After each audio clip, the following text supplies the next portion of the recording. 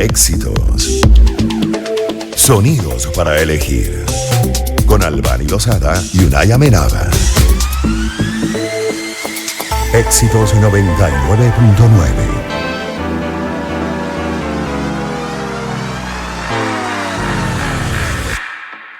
Armando Reverón, nacido el 10 de mayo de 1889 en Caracas, es un pintor venezolano considerado uno de los grandes maestros en la historia de las artes plásticas de nuestro país. Realizó estudios en la Academia de Bellas Artes de Caracas y gracias a una beca siguió estudios en España y tuvo la oportunidad de visitar París. A lo largo de su vida abordó el tema religioso, las naturalezas muertas, la figura, el paisaje, el autorretrato y el desnudo femenino.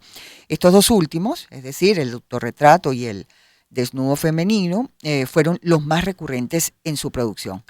Por su carácter exótico, excéntrico y primitivo, fue conocido como el Loco de Macuto. Fue pionero del happening, del ensamble artístico, de la instalación, de la intervención, de la escultura textil y del móvil. Y precisamente para conocer la historia de este gran artista venezolano, hoy tratamos el tema del personaje polémico, centrado en la figura de Armando Reverón. Nos acompaña Jorge Lucas Álvarez, vía telefónica, escritor, historiador y arquitecto. Jorge, un gran placer saludarle y darle la bienvenida también en nombre de Unai Amenábar. Bienvenido a Agenda Éxitos. En mi nombre también, quien le habla, Albany Lozada. Bienvenido, Jorge, ¿cómo estás? Muchas gracias. Buenos días, Albany. Buenos días, Unai. ¿Cómo están? Gracias por invitarme. No, interesadísimo. Otra vez.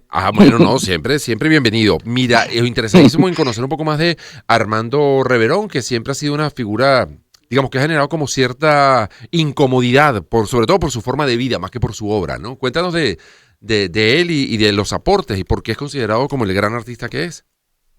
Sí, bueno, fíjate, en el caso, hay una parte que siempre es interesante con respecto a él, que la gente se ha evaluado igual como han evaluado particularmente a otros artistas, como en el caso de Vincent Van Gogh, era de que si él no hubiese sufrido, pues de la locura que sufrió, hubiese sido el artista que terminó siendo. Es una pregunta, tanto como Vincent como Armando Reverón.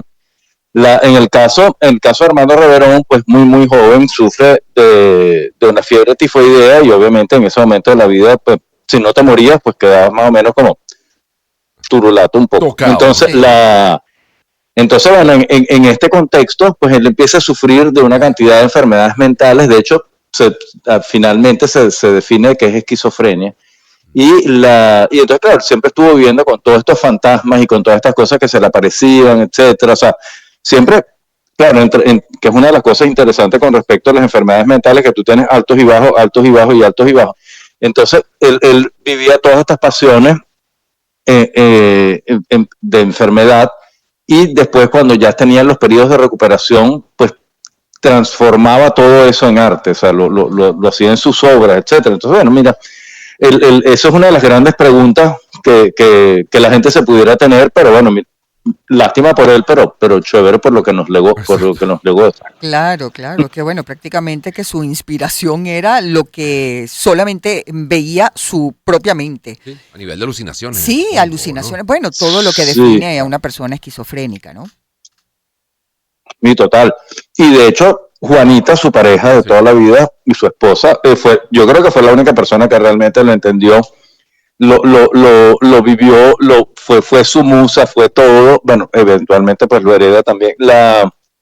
Pero creo que fue la única persona que logró, o sea, por su sencillez y por todo, fue la única persona que lo terminó pues entendiendo, y él pues de una u otra manera pues se vinculó con ella, con su entorno, con su castillete, con su espacio, o sea, con su burbuja, y de una u otra manera, bueno, le terminó yendo, pues, o sea, terminó teniendo éxito, no sé si desde el punto de vista de él, de lo que él quería haber logrado, pero por lo menos de él como legado, como artista, por lo menos, de hecho, es uno de los artistas más importantes de la primera mitad del siglo XX, ¿no? Entonces, en esa parte pues terminó. Eso, porque Van Gogh, por ejemplo, vio el éxito, no lo vio, de hecho, lo vieron sus herederos.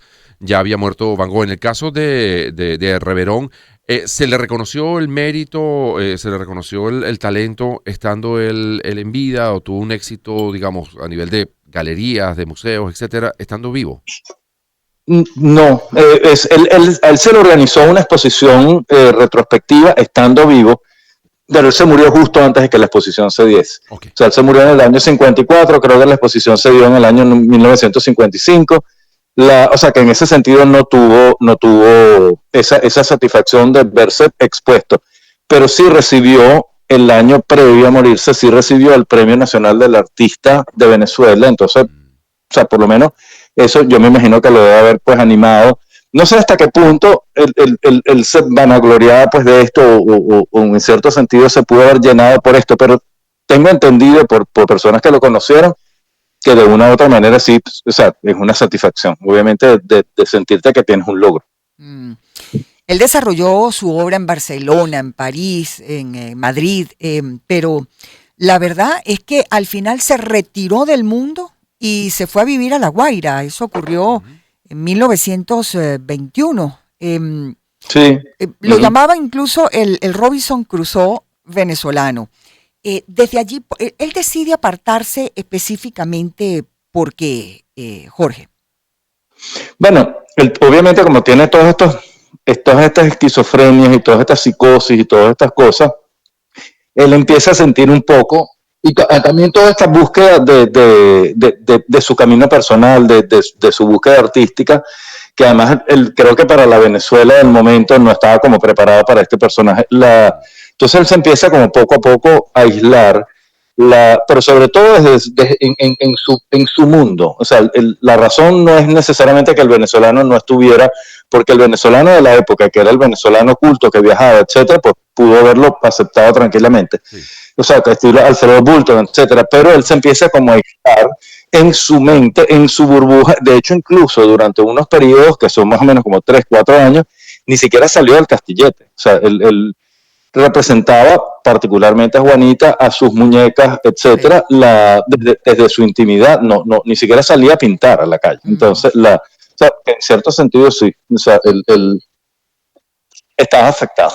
Claro. Sí, sin lugar a dudas, sufría de depresión, incluso tenía crisis de psicosis. Pero había algo muy particular allí en La Guaira, específicamente en Macuto y allí en el Castillete donde él vivía, que era la luz, y de qué manera lo reflejó en sus obras.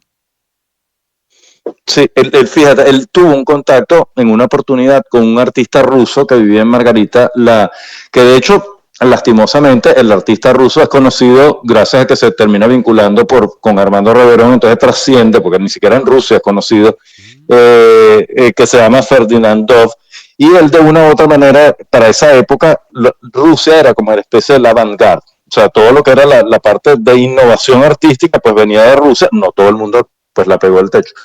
Pero de una u otra manera le enseña el hecho de interpretar el alma, de utilizar la esencia pues del color. O sea, el monocromismo todavía le falta, pero ya estás manejando el monocromismo y él tiene distintas etapas monocrónicas. Entonces, la azul, la blanca, la sepia, etcétera. Entonces, y la blanca termina siendo efectivamente esto de estar embriagado por la luz solar de Macuto y sencillamente empezar a opacar los colores. O sea, no podría estar seguro de cómo son todos los procesos pictóricos de él, pero por lo menos de lo que yo percibo de los primeros es de que pinta primero con color y después los va opacando con luz. O sea, que les va quitando tono y le va quitando tono. Entonces tú sientes algún colorcito por ahí.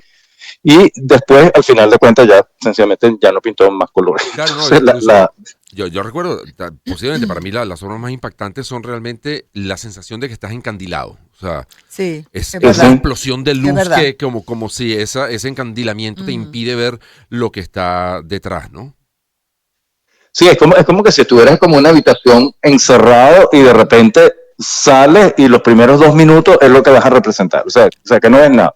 Eso es un poco eso, sí. Claro. ¿Qué se sabe de su infancia? Porque por acá en las notas tengo que su papá, que se llamaba Julio Reverón, provenía de una reconocida familia caraqueña y que fue general de las Fuerzas Armadas de Venezuela. Pero al mismo tiempo, era un hombre adicto a ciertas drogas. Y me encantaría conocer un poco acerca de cómo eso, porque bueno, todo ese comportamiento de los padres de uno influyen en la propia crianza, ¿no? Y en cómo uno recuerda esos momentos tan importantes de la vida. Pero eso va a ser después de que, dice nuestro... ¿Nos da chance de continuar? Ok, vamos a hablar un par de minutos. Pensé que íbamos a hacer publicidad. Jorge, muy bien, eso que te preguntaba, su infancia. Su infancia. Sí, fíjate, bueno, como yo pienso que como dice Freud, la culpa de todo es de tu padre. Entonces, Sí. todas las influencias terminan siendo de ellos. La mamá, por lo que yo tengo entendido, era una persona adinerada, pero muy retraída, muy supersticiosa, muy todo. Y por el otro lado, el papá, de una u otra manera, pues, ¿cómo se llama? Recibió una herencia y entonces empieza a gastar y tomar y drogarse y una cantidad de cosas. Entonces, en ese sentido, esas cosas pues las percibe el hijo. De hecho, tengo entendido de que incluso Armando Reverón, en varias oportunidades, siendo niño, tenía que salir a buscar la morfina que el papá requería. Wow. Y por supuesto, el efecto de lo que eso ocasiona.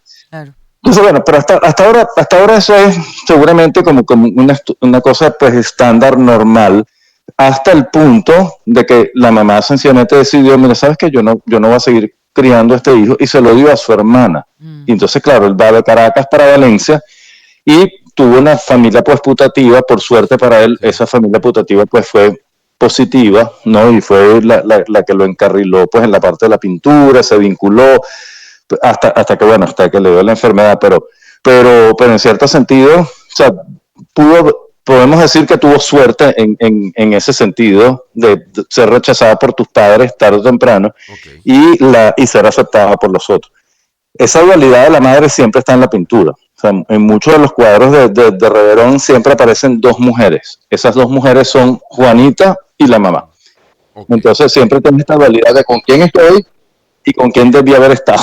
O sea, La sociedad entonces, valenciana lo trata también bien, digamos, porque en aquellas épocas además había como más, posiblemente mayor diferencia. El problema de la conectividad entre una ciudad y otra hacía que fueran como sociedades muy distintas, la de Caracas, la de Maracaibo, la de Mérida, la de Valencia, están como, de alguna manera como medio aisladas por las mismas condiciones del país. Estamos hablando de principios del siglo XX.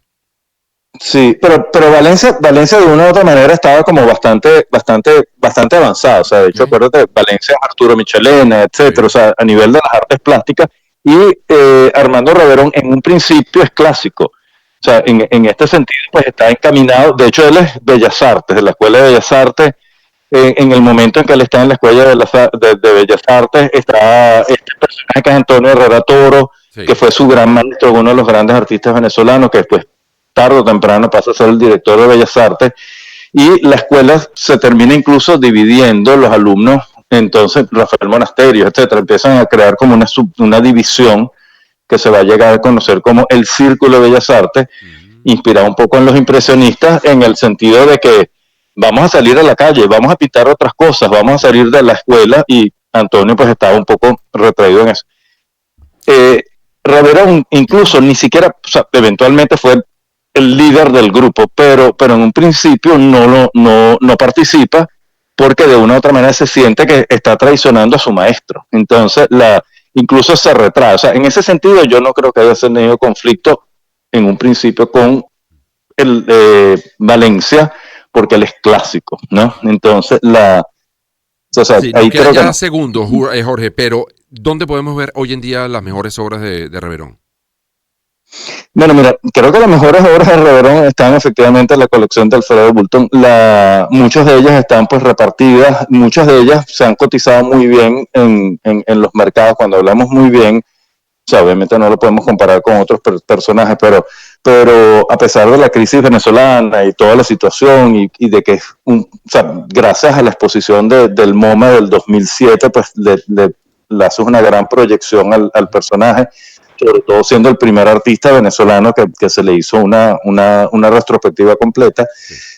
Muchas de ellas están, obviamente, pues asumo que afuera, pero hay muchas colecciones privadas porque las tienen. Uno de los más era la de Alfredo Bulton. Perfecto. Que fue de hecho quien escribió después su biografía y toda su trayectoria. De hecho, si no hubiese sido por él, de repente Armando Reverón hubiese quedado un poco como agua bajo el río, ¿no? Entonces, o bajo el puente. Sí, señor. Bueno, muchísimas gracias, Jorge. Gracias, Jorge, por haber atendido nuestra invitación al programa el día de hoy. No, un placer por haberme invitado, por participar, etcétera. Muchísimas gracias. Siempre invitado, claro que sí. Jorge Lucas Álvarez, él es escritor, historiador y arquitecto, y hablando acerca de la vida y la obra de Armando Reverón. Bueno, rápidamente hacemos publicidad. Les hablamos de Inter, porque el entretenimiento que